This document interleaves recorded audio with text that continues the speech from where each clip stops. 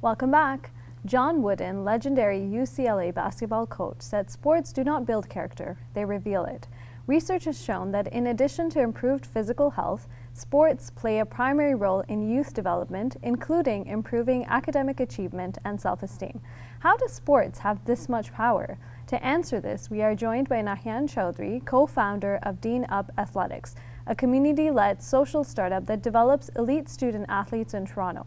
Let's hear his thoughts on the impact DeenUp is having on youth. Welcome to the show, Nahyan. Good to be here, Aisha. So you're not into sports at all, from what I know of you. Unfortunately, yeah, it is that obvious. Yeah. So why sports then? How do you find that sports serves as a way to empower and help youth? Well, it's two things. One, specifically to boys and men, and two, especially in their teenage years, when outside influences like parents and teachers don't have that easy of a grasp or ability to reach them. It seems sports, or at least what we have going on, it makes it easier to impact or influence them in some way. So how does your organization, how does DeenUp serve as a platform to actually help these young people?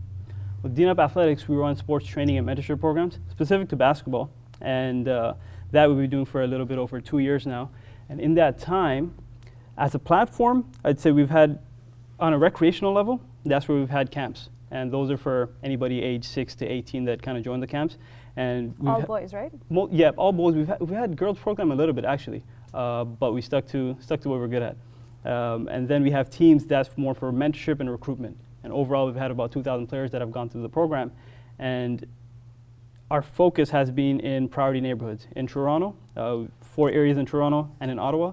So it's just a wide array of kids that we get to deal with, and 20 of those 2,000 that we work with have received scholarships as student athletes to play at colleges, universities in Canada, into the States. So that's kind of like the end outcome for a good bunch of the kids. When you're talking about priority neighborhoods, what sort of challenges do kids from these priority neighborhoods bring to the table?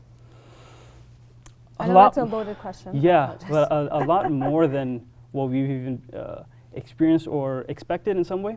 Because for us, our forte is going to be with basketball. Not myself specifically. I'm more behind the scenes. That's where I prefer to be. But we even, for ourselves, working with kids from priority neighborhoods, it's kind of like us, not just the giving back type thing. It's more seeing a reflection of ourselves in there. Because these are the same neighborhoods that we grew up in. And we saw the opportunities that missed out within our peers of guys that were best at whatever they did, but they never really went anywhere with it. Mainly because there just wasn't that idea of going anywhere with it, and nobody to guide us / now them. So with these guys, whether it's using basketball to pursue post-secondary opportunities or just to keep them out of trouble, right? Keep them with a good company of people, and just creating opportunities using sports for that. Give me some examples about the types of kids that you work with and how you guys have gone about creating these opportunities. In terms of backgrounds, the people we deal with, there's ethnically and by race, it's super diverse, and even socioeconomically. So priority neighborhood, and we have it in suburbs too, like in Toronto, we have it in Markham, Mississauga, North York, Scarborough, and just a bunch of other places, and in Ottawa too. And yeah, backgrounds, you're gonna have Canadian black kids, you're gonna have a good bunch of Filipinos, that's been huge for us lately. South Asians, Arabs, and Somalis. So it's just, and a sprinkle of you got Arab and white kids in there too, Caucasians. Every now and then. Yeah, exactly. You got a couple of them in there. So it's very diverse. So that even just increases the interactability or amount of interactiveness that they have. And they're from different areas too. So it just exposes them to a lot of different things. And I know when you think of priority neighborhoods, there is the stigma that in priority neighborhoods you have troubled kids. So have you guys had any experiences in terms of the kids that you've worked with and what they bring to the table from that perspective? Yeah, even the title troubled kids, right? It's oftentimes they're a product of their circumstances. So very similar kids. Because actually when you're dealing with so many of them, you see the similarities, but you also see the differences that they have, and that's usually going to be the socioeconomic differences. Whether it's school and friends and things, they're all still together, but where their families are from, what they do at home, how much money they have, and what kind of things do they pursue is very different.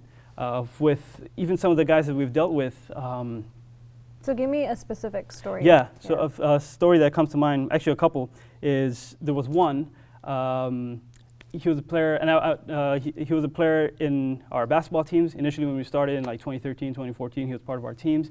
A good guy, good player. Then he was out of the team, just doing his own thing. Suddenly, one day last year, I see his photo pop up on my Facebook stream on the news feed, and it was a wanted poster.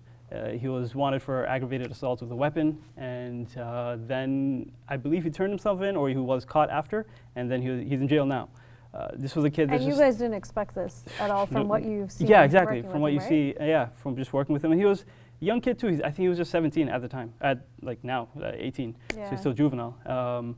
And that's actually weird to say. That's actually a good thing maybe. Like that this is all that happened, because just prior to that, October 2014, another kid, this guy was from Regent Park, another kid, same place, Regent Park, and he wasn't in our program specifically, but he was mutually connected with a lot of, like his friends were, or I think he came across with other basketball stuff with Adil, and him, similar thing, you see him pop up in the news, but he was shot and fatally killed, 18 years old. And you guys know... You guys didn't know him directly? We didn't know him directly, but he's like a friend of a friend. Right? A lot of the kids knew him, and he was a popular kid too. He was actually a basketball player, and he was, I think, athlete of the year of the high school that he went to. So he was a star athlete with the potential to do a lot with basketball. And this is not even an anomaly. It's kind of not a normal occurrence, but it's happened more than the one or two times that I just mentioned now. This one incident was, we started the day, we were going to go to University of Waterloo. He's one of our star players. He's been with the program for 2 years. One of the great kid. So we're going to be going to University of Waterloo, where he got a scholarship. And he's a teenager. He's a teenager, 18. He just graduated high school. He grew up in the program, and Adil and others facilitated the opportunity for him to get a scholarship at University of Waterloo, where he also Adil graduated from. And so the day we're going to go there, that's going to be the highlight. We're going to sign his papers. And go with him. It's amazing, right? And he was one of our first players to join the program. Wow, okay. So it's amazing to just see that. But the day started off with going to his cousin's funeral, who's just 2 years older than him, maybe 3 years older than him. They grew up together, same building. This was a West End kid, so in Rexdale. And so we start off by going to his cousin's funeral, and you see just hundreds, so many people there. And a young guy who's just shot and killed. Gun violence. So it's with a very heavy heart then, him going to his cousin's funeral and then going to University of Waterloo. It's like he's changing his life, his getting out of the same area, going to someplace better. And he's the eldest of his siblings, so he's setting a good standard for himself. So how do you guys, I'm listening to this and I just, I don't even work for the organization and I'm feeling overwhelmed. So how do you, I guess the question I'd ask is, how do you as an organization cope with these kinds of situations? Because I'm sure when you guys started, you didn't expect. It's a sports organization. You think of sports. I'm not into sports. Throw balls around and get excited. But how do you deal as an organization, and then also coping with the kids who are implicated by it? Yeah, it's more than what we expected. I'm sure there's a lot of training that we're probably supposed to have or even meant to have that we don't. But just from our regular, I guess, life experiences, it kind of helps a little bit. And knowing that this could come up, and we weren't expecting it to not to, because obviously if you're going to go into priority neighborhoods with basketball, of all things, you're gonna have things that come up. So we knew that going in, and that's why we're in it, right? You want to have a positive impact, not just play basketball and leave it all on the court. You build that relationship off the court. We want to have a long-term impact. That's the real end goal here. It's not just, I don't care how good they're at their shots or free throws or how high their vertical is. It's more of, can you change how boys are becoming men? In Toronto, in priority neighborhoods, in other places. And these are kids that, because you see a little bit of ourselves in it, because we're coming from an immigrant background. Most of these guys are either minorities or first generation, second generation immigrants. And you don't want to continue that narrative of being in poverty, or that same cycle of violence, same things that you're trying to get away from and just get tied into it. So we want to change that as best as we can. Yeah, and I think you got that story that you just highlighted about the student who eventually went on to university. It highlights that. I want to shift the conversation just a little bit now. When I think of DeenUp and I hear the term, it's a very Muslim term. So elaborate on that. How did that come about? It does have that connotation, but actually, in the beginning, we were thinking of it. I think it might just be our naivete. They were like, I don't think people will pick up on that. Because our thinking was, Deen, we take that as Deen meaning way of life, up as an upgrade your way of life. Because just from the outset, we knew this wasn't just going to be about basketball. It's going to be bigger than basketball, which is our program name. DeenUp Athletics is where we have camps, and that's like the organization that people know. And our program, basketball specific, is bigger than basketball, BTB. We have that going to AAU, local in Canada, playing Canadian sports leagues, and prep program that we have. So that's all under BTB. And yeah, and people initially they asked, they were more, I guess, curious if this is like a Muslim thing, if it's specific to it. But as the program's evolved, it's very obvious that it's not a Muslim specific thing, because we're dealing with a wide variety of kids. So the emphasis being we use basketball as a means to change create opportunities. So Nahyan, I want to focus a little bit from an organizational perspective. You guys started up as a community-based organization. You're now one of the top basketball organizations in the GTA, and you also won awards for the Center for Social Innovation. So I'm just wondering if you can comment a little bit about, I guess, the challenges that you guys faced as an organization and how you've reached to where you are today. Well, one of the challenges is just us not being very smart to start it off. One, on the business side, like how do you start it off properly, whether it's incorporation, accounting, bookkeeping, registering for permits, and when you guys started, did anyone have a business background or no? No, not really. Okay. None of us had a business background, and nor did we have that support or somebody experienced to kind of guide us through it. So we made a lot of mistakes, which we're still like suffering from or trying to fix now, being 2.5 years into it. And one of the challenges is, one, inexperience in this side, and two, split focus. Because when we started, we were in their mid-20s too.